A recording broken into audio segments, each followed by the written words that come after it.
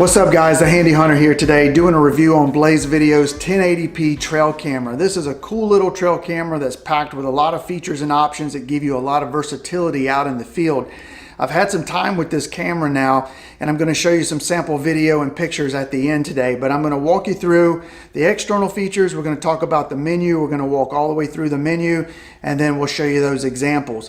But starting with the outside, what I like about this camera right off the bat is it comes with a 1/4-inch mounting screw on the bottom, so you can screw it into your tripods, you can screw it into your tree mounts. I use a lot of screw-in tree mounts, and I like that better than the strapping system on the back of cameras, but you have that option if you want.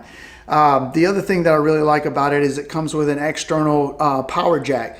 Now this power jack is powered by a 6-volt battery, so you'll need a 6-volt power source if you're going to use this for extended battery life. You're also going to need a 1.7 millimeter plug. It is not the 2.1 millimeter plug, so just make sure that you get the right cable to go into the camera. Now on the outside, something else that's really important is this has got dark IR, so it's invisible infrared to wildlife. And while I used it, I didn't notice any animals being able to see or look at the camera as it was taking pictures of them. So that's really important not to spook the wildlife. On the inside, what you get is you get almost a 2.5-inch LCD screen, and then you get just a really simple menu. And we'll walk through all the menu options, and over here is your battery case. So that's it guys on the external features. We're going to get into the menu now. We're going to walk through that. All right, so let's take a look what's in the box. This is what you get. Let's open it up. Got your camera.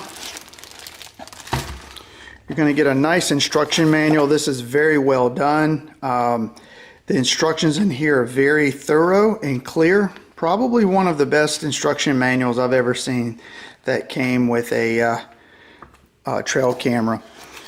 So over here you get the USB cable that plugs into the camera if you want to transfer pictures that way. And here's the strap that goes on the back of the camera to attach it to a tree if you want to use the strap. Alright, so let's open this camera up. One thing to note is when you first get this camera, you're going to have a clear lens protector cover on this, and you're going to need to peel them both off, or otherwise you're going to have some blurry pictures and video. So you'll undo the clasp here, open it up. You're also going to have a clear piece of plastic film on this as well, and I've already peeled that off. So basic camera setup here is you got your menu button, your direction buttons, your on off with your setup options, and then here's your battery case over here. I have the wrong batteries in here. They shouldn't be, there shouldn't be alkaline batteries. They should be lithium. Lithium's much better to run in these cameras. They hold their voltage better at the end of videos because of cold weather, etc. So I didn't have any lithiums for this video, so I just went ahead and put alkaline batteries in it, but you definitely want to run lithium batteries in there, especially if you're doing video in cold weather. So let's take a look at this. We're going to turn it on all the way to setup. This almost 2.5-inch LCD screen is nice. You can see really easy. Basically, this is the default screen that you're going to see when you turn the camera on, and you have 3 options. You have a shutter option, you have a video and camera mode option here, and you have playback. If you want to review your pictures on your SD card, this is where you'd want to go. If you want to change the camera from video to just taking pictures, you would do that here with these up and down buttons. I'm going to show you how to select both pictures and video at the same time in the menu options. And then shutter is just if you want to use the camera to take a picture. So basically what I would do is press the button to the right and it takes a snapshot, and it uses it just like a normal camera. So let's take a look. Let's go into the playback mode and look at some pictures and see how that operates. So I'm going to click OK to go into the playback mode, and this gives you more options. So you have a page up, you have a page down, you have a zoom in, and you have a back. So the zoom only works on the pictures, it's not on the video. Obviously, and up in the little left hand corner here you're going to see a little play arrow. That means that's the picture symbol, so that you're taking pictures if that's up there. I'll show you, and it tells you the megapixels. So we're on 16 megapixels, the highest quality. Now this is a video, and the little movie reel pops up in the left-hand corner if it's a movie, and it tells you the quality. It's 1080p, so the highest quality. And so that's pretty much how that works. And if you want to play the video, you would just click OK, and it shows you there. So, and then if you want to exit, you just hit menu and you go back. I'm going to go back to a picture here, and I'm going to show you the zoom on this. This zoom is really good. So as you zoom in, you can see it keeps really good quality, and it goes, in pretty high. So, and if you want to get out, you just press the OK button, and it takes you back. Nice and simple. And that is the play menu. So you can go through all your pictures this way and review everything. Okay, so let's talk about how do you delete a picture that you don't want, or how do you delete a bunch of pictures that you may not want, or maybe you want to delete all your pictures but you want to protect a few, so when you delete them they stay on the card. So once you're in a picture mode like this, what we're going to do is hit menu. And once you're in the menu, you get the option to delete one, delete all, slideshow, or protect. So you can delete this one picture, or you can delete all the pictures, or you can create a slideshow, or you can protect this one picture. So you can lock one, lock all, unlock one, unlock all. So there's a lot of options there that you can use to protect certain pictures. So full of options. And that's pretty much the playback mode and how you delete pictures, protect pictures, etc. So let's go back. Let's go back to the main menu. Okay, so now we're at the main default screen, and say I want to change settings in my trail camera. What you want to do when you're at the default screen is click the menu button. And when you're at the menu button, we're going to run through all of these options, and there's a lot of them, which is really nice. So under mode, here's where I was telling you, you can choose between camera or video, or camera plus video. I like the camera and the video because I just like to get both pictures and video on the SD card. So, and this camera holds up to a 32 gigabyte SD card, which holds a lot of pictures and video. So we're just going to click the OK button and on the mode, but you can select whatever you want. There's the language, which is English. Photo size, a lot of options. You got from 3 megapixels all the way to 16 megapixels. I'm going to use the highest.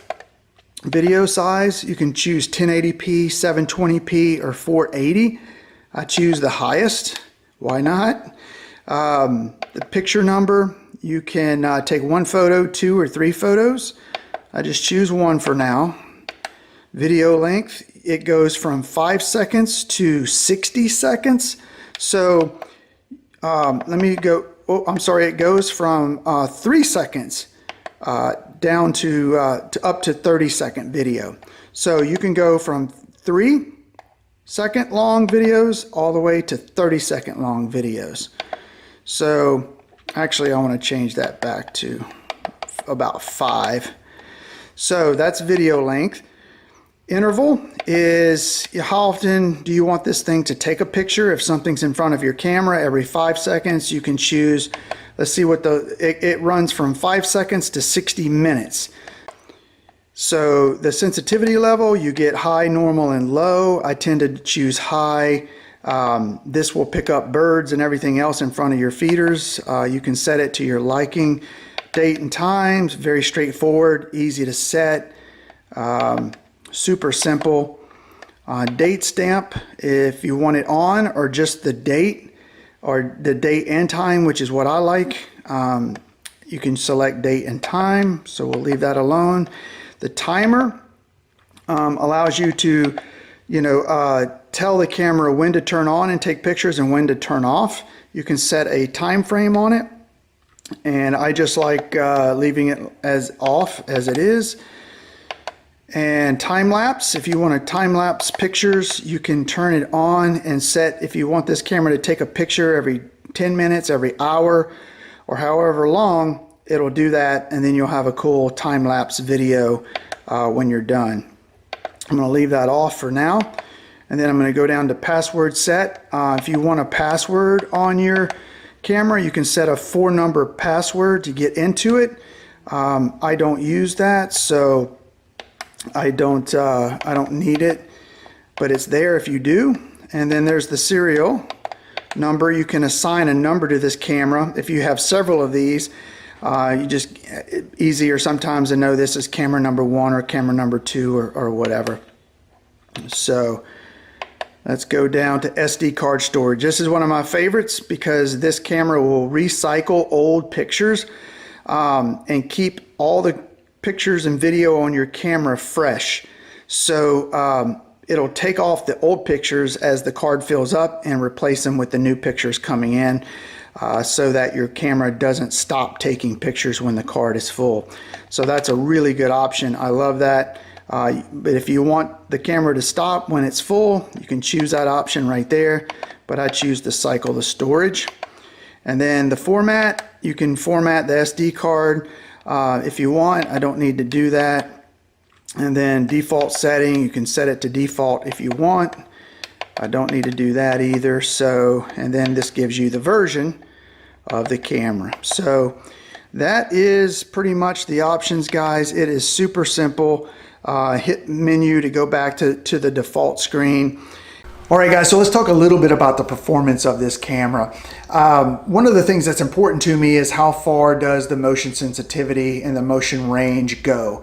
And I found the claimed range of 65 feet to be extremely accurate with this camera, and underestimated really in some cases with larger objects further in the background, such as a cart riding by or a vehicle going by. It picked it up at about 100 feet actually.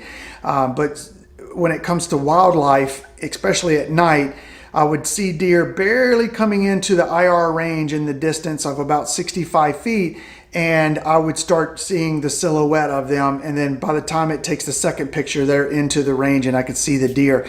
So I could tell that the motion sensitivity at night picks up wildlife a little bit further than the IR range can reach.